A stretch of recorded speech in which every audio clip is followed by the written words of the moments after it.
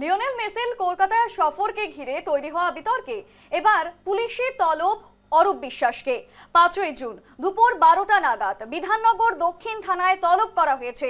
তার বিরুদ্ধে অভিযোগ দায়ের করেছেন গোট 2026 অনুষ্ঠানের আয়োজক শতদ্রু দত্ত। সেই অভিযোগের গুরুত্ব বিচার করে অরূপ বিশ্বাসকে তলব বিধাননগর পুলিশের।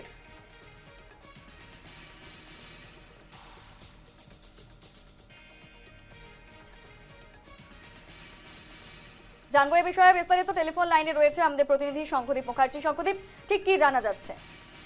একেবারে তাই, দেখো, অরূপ বিশ্বাসের বিরুদ্ধে যে মামলাটি হয়েছিল মেসি কাণ্ডে, যেটা কলকাতা একেবারে তোলপাড় পড়ে যায়, গোটা বিশ্বে কিন্তু কলকাতা ফুটবলের যে একটা সুনাম ছিল সেই সুনাম কিন্তু দুর্নামে পরিণত হয় সেই মেসি কাণ্ডের।